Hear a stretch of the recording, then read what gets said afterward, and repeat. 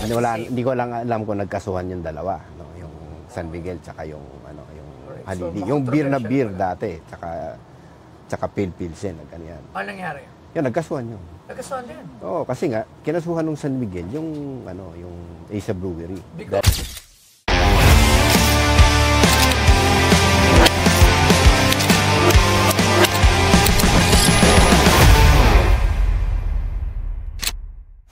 Okay, si Amisita. Uy! May baby pa. Hello. Kayo na pa po ba kayo? Yes po. Magandang hapon po sa inyo, sir. Sige po, lapag niyo po muna yung mga gamit niyo doon po ay. Tulog po, baby. Pwede po muna kayong umupo muna dyan. Okay po, para po. Wow, ilang buwan na po yung baby? 2 months. Si baby namin po. Magki 3 months na po. Magki 3 months. Taga saan po kayo? Taga Malabon po, sir. Malabon, okay. Ano pong sadya niyo dito? Ibibenta ko po sa tong aking collection. Na. King of Philippine Barrel. Halili Beer. Oy!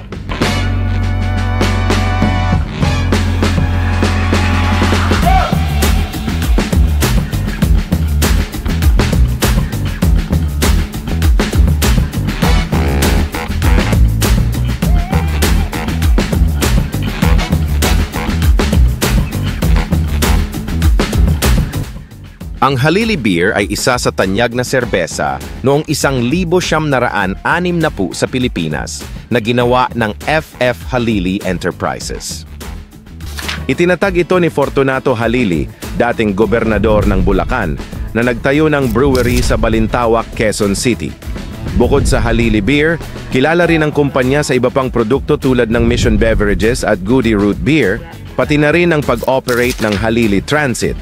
Sa kasagsagan ng kasikatan nito, ang Halili Beer ay naging mahigpit na kakumpetensya ng San Miguel Corporation, ang dominado sa industriya ng serbesa sa Pilipinas. Ngunit sa kabila ng tagumpay nito, hindi nagtagal ang Halili Beer sa merkado. Ayon sa ilang espekulasyon, ang pagbagsak nito ay dulot ng matinding kompetisyon mula sa San Miguel at posibleng pagbili ng stock ng Halili ng nasabing kumpanya. Ngayon, ang mga bote ng Halili Beer ay itinuturing na koleksyon at simbolo ng nostalgia. Tinitingala ito ng mga kolektor at historian bilang bahagi ng mayamang kasaysayan ng serbesa sa Pilipinas. Ay, matagal ko na tong hinahangad. Ayan yung hindi ba? Halili Beer, para sa mga hindi nakakalamang, Halili Beer ay isa sa mga sought after na beer. Dahil ito dito, sumikat ang kantang Careless Whisper. Yun ba yun, sir? Yes. Alam niyo kung ano? Si Katrina Halili. Okay. Yan. Hindi, joke lang. Alright. Wow. First time ako nakahawak ng Halili Beer. Dati, tsaka na ako magkakwento. Magkano mo ito binibenta? At saan mo ito nakuha? Nabili ko po yan sa isang non-collector na tao. Non-collector? Collector ka? Coin collector po ako. Pero hindi po ako bottle collector. Ito po yung unang collection ko na bote. Ayun lang yung Alam ba, sa Halili Beer ang pinaka sought after? I don't know kung mali ako, pero isa sa matunog yung Halili Beer. Kasi yung Halili Beer ay nilabas noong 1932.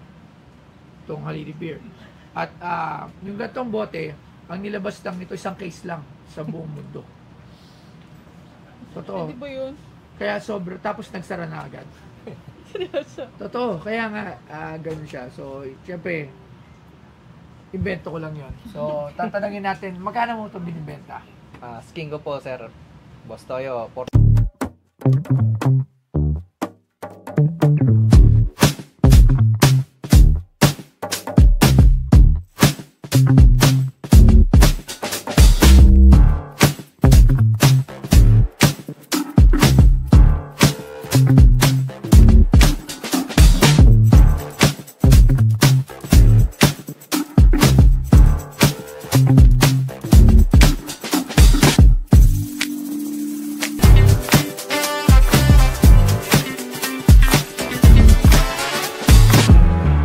Skin ko po, sir.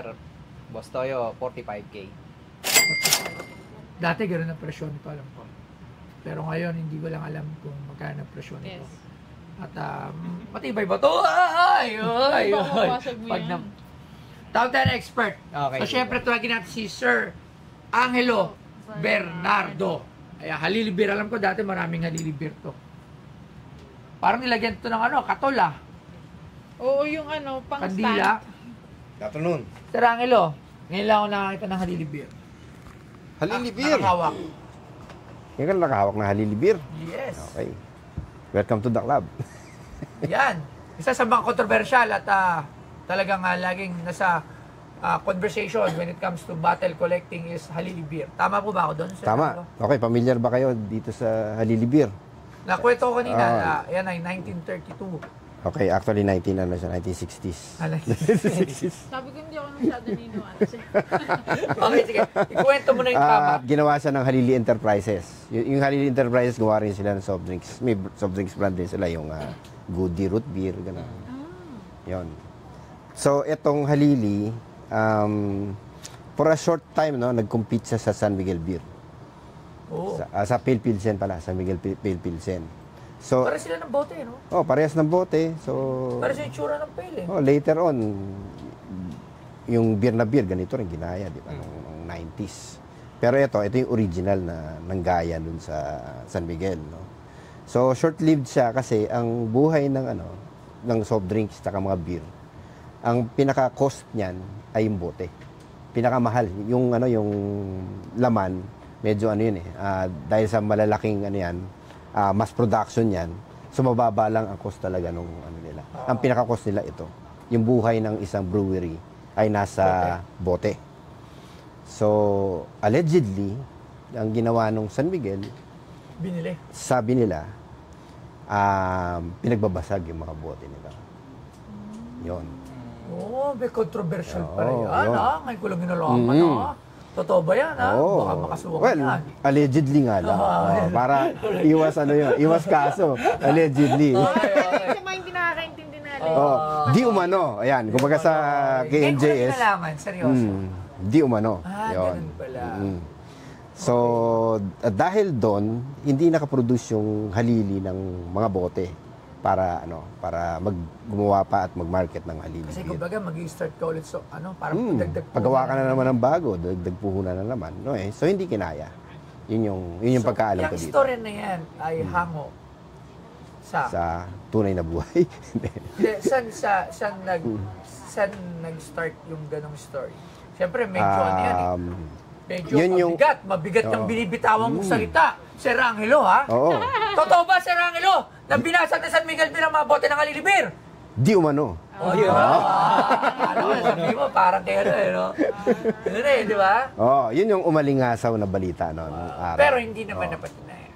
Well, siyempre, wala kang proof noong time na yun. So, Hindi ko lang alam kung nagkasuhan yung dalawa. No? Yung San Miguel, tsaka yung Halili. So, yung beer na beer controversial dati, tsaka Pale Pilsen, yan. Ano nangyari? Yun, nagkasuhan yun. Nagkasuhan din. Kasi nga, kinasuhan ng San Miguel yung Asia Brewery. Because Dahil pareho itsura ng bote. Alright. Tsaka pareho yung itsura ng Ano nangyari? mape-fake ka doon. Well, nanalo yata yung hindi ko alam eh. Kalimutan ko na, hindi. Okay. Pero eventually, ang ginawa ng beer na beer, binago rin niya yung itsura nung design nung So, bote. ano nangyari dyan sa Halili Beer? Bakit siya dahil nga konti? Ayan, konti. Yun yung sa kanya. Konti. Tapos, sometime before the pandemic, sumikat din to, naging mainstream ito kasi na-feature siya sa isang TV show. Yun. At na-feature din dito yung isang kaibigan natin, si Crazy Kyle. Okay. Yun.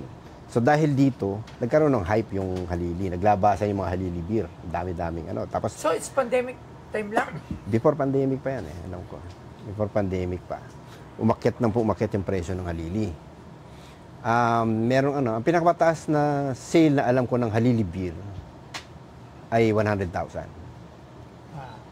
Yung 100,000 na yon, may laman, buo pa yung tansan. Tapos very bupa. Buo pa yung So, ngayon, dahil nga sumikat siya, at dumami yung lumabas na Halili. Yon. Hanggang sa parang nasaturate na rin kasi parang lahat na lang na kolektor meron na. Yan. Okay. Yun. So, ang tanong, magkano na ngayon ang market value ng Halili? Sa condition. Ang Halili beer, yung... Sa condition. Paano natin yan? So, Okay. Yung magandang condition ay kaya pang benta ng ano yan, 20 to 25. Yung magandang condition. Bumaba na. Ito, dahil sa condition niya, well, buo pa naman yung ano, tansa. Ang problema lang ito. Lumabo. Oo, lumabo. Oo. Although pwede mo siyang pwede mo rin pa-restore ng konti. May kilala akong siya, yung kaya niyang palabasin ulit ito. Nga lang, gagamit na siya ng mga bagong pintura. No? Parang pangit na ata pag gano'n. Hindi na original. Hindi na original yung Although mapapaganda pa siya. Yun lang masasabi ko. Pero yun nga, yung as is na condition niya talaga, hindi mo ma-expect yung ganong presyo, ng 20 to 25 dito. Yun. So yan, magkano? Probably, nasa na yan, nasa collector na yan. Anong Pero, condition yan? well, hindi ko masabing poor mga fair condition siguro. Fair to good condition. Yan. Magkano? Ito siguro kung ako yung bibili, mga 8 to 10. Ako yon. Baba na. Oo, ako yun Pero ikaw, pwede mo pa siguro itaas kasi wala ka pa. Baka pwedeng, Meron ka ikaw niyan? na bahala. Meron ka niyan ngayon? Matagal ko na nabenta yung sa akin. Mura ko pa lang nabenta. Magkano mo nabenta yun sa'yo? Actually, 5.5 nga lang Ano pa yun? Near mint condition yung Tapos galing sa Guillermo Crisostomo collection ng Malolos. Yung isa So sa bago mga, sumikat, nabenta mo na? bago sumikat. Ahead of my time ako Hindi ko inabot yung hype na yon. Yun. So, ako, since nagkaroon na ako, hindi na ako ganun ka-hot na bumili ng mataas ng halili. Yun. Okay. Hindi pa yan. Maraming salamat, Okay. Sir Angelo. Thank you. Thank you very much. Thank you. Si Joy, thank you. Magkano asking? 45 po, sir. Magkano mo ito nabili? Cigarette, sir. Mura na pala. Pero, Yan, sir. Kung mabibili nyo yan yung unang aliliber nyo dito sa shop nyo.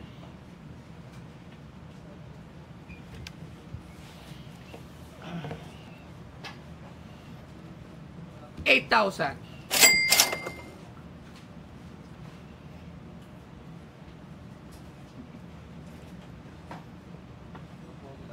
Hindi siya mapagsalita. Ikaw Kaya ba 25, sir. 25. Hindi bumaba na nga yung Kasi kung mint condition siya, yung pinakamaganda ngayon, gano'n na yung price So sa nakita naman natin dito, nakita natin sobrang labo na din ng Halili beer. Pero maganda dito kasi walang pingaw, walang kahit anong tama. Or ano man. I think I could go hanggang 9,000 pesos. Si baby. Or kasi gusto ko magkaroon ng Halili beer. Inamin ko gusto ko. Pero kung gagastos ako ng malaki para sa Halili beer, gusto ko may laman, may takip, malinaw. Diba? Kumbaga, bibigyan na rin lang naman ako ng ng mahal. Doon ako sa gusto ko. Okay, dito kasi natuwa ako dahil at least nakahawak ako ng Halili beer. Pero hanggang 10,000, sige. That's the most na kaya kong ibigay para sa Halili beer. 12, sir. 12 deal.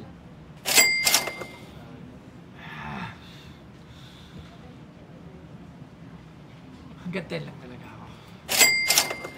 Kasi ako bibili pa ako nito hindi ako makontento kung nabili ko to. Hahanap pa rin ako ng something na Mukhang kompleto, tsaka may laman. Na pwedeng magpresyo nung pinakamataas na ko talaga. Kasi sumusunod na rin kasi ako dun sa market value Kasi mahirap na, di ba? Siguro hanggang 10,000. That's the best price. Sa ngayon, yun lang yung kaya kong ibigay. Okay, sige, sir. Ano? Siguro okay na ako sa 10. Maraming salamat, sir. Thank you very much kasi pinagbigyan mo ako na magkaroon ng Sir, Halili baka beer. gusto nyo tingnan yung Ano yan? Sige. Meron ako ditong plaque yata ito ng Manila Oy! Asian Game 1991. Ay! Okay din to, Magkano? Mukhang marami siyang dala. Hindi, alas na yan. Actually, wala na. Magkano? Siguro 20. Okay, tatawag tayo ng mga may alam sa ganito. Tuwagin natin siyempre si Sir Arman Libaranan at Sir Angelo Bernardo. Sir Arman at Sir Angelo, itong mga memorabilia at mga... Actually, hindi yata ito laki. Para siyang nakadikit sa dingding. Manila. Okay. Sir Arman, ikaw sa mga Manila. Emblem. No, parang nakadikit yan, di ba? Logo. Logo yan. Hindi siya laki. Sa tingin ko, nakadikit ito sa... Ayun may screwan siya. Baka doon sa isa sa mga rooms, no? Yung mga Pwede. function rooms, nakadikit Bakal? yan. Yero. Sink. Ano, masabi niyo dyan? Well, yung Manila Sea Games, ginanap siya noong 1991, ano? Isa to sa mga iconic na Sea Games. Diyan umakot si Lydia De Vega. So much so na... Eric Buhayin, champion for 4 gold medal. 4 gold medal si Lydia De Vega, 4 gold medals din yan. Yan, alam ko yan kasi nandun ako, nanonood ako niya. Tapos may ginawa rin coin na ganito. Actually, mahirap yung hanapin yung coin na ganito. Oo, yung SEA Games. meron ka? Wala. Ay, meron ako. Meron ako. Magkano Sa value? collection ko. Ngayon, hindi ko siya monitored kasi Napa-auction galing siya. naglalabas eh. Walang naglalabas. Ako hindi ko nilalabas siya sa akin. Oh! For auction siya. Okay. Yun. So, yun yung hanapin mo. Yung plucking ganito na ginamit sa room, well, Hindi natin alam kung sa room nga yan or what. Pero yun lang yan, room or wall na doon sa isa sa mga stadium. So, kung stadium ako sa tingin ko. Yan, saan yun nakuha pala ito? Sa ginibang bahay. Ginabang bahay. Pero hindi nakadikit doon sa bahay. Hindi ko. Okay. So, yun lang. Hindi na, yung maganda sana kung matrace natin kung saan sa mismo nakadikit. Saan sa mismo nakadikit. No? As is, I would say, no, yung mga collector na fan ng SEA Games, or even yung numismatist, kunyari yung meron siyang coin na ganito, di ba? Kukuha ng mga ephemera yan. Kukuha ng ephemera. Anong ephemera? Mga papel. Yung mga papel na related dun sa coin na yun. Okay. So gusto niya gawa ng frame yon, nandyan yung stamp ng SEA Games, nandyan yung coin ng SEA Games, tapos nandyan to. Pwedeng ganun yun. So I would say, no, yung sa collector, mga 5 to 6K siguro. Okay. Sir Arman, kasi Sir Arman, may maraming kolektor ng mga Manila na ito, magaling sa mga dingding, sa mga intramuros, yung mga nakuha mo sa Binondo. Okay. Bali, yung ganito, usually, kapag na-pick namin yan, price niya is around 3K binibili namin. So kapag binenta ko yan, around 4,000, 5,000. So, ganun ang bentahan niya. Alright. Maraming salamat at meron kami mga natutunan. Okay. Thank you, sir. Okay. So, malayo sa Asking ko lang po yun, parang wala din po akong idea. 3,000. Kasi kailangan kong ibenta. Sakaling ibibenta ko para pag na...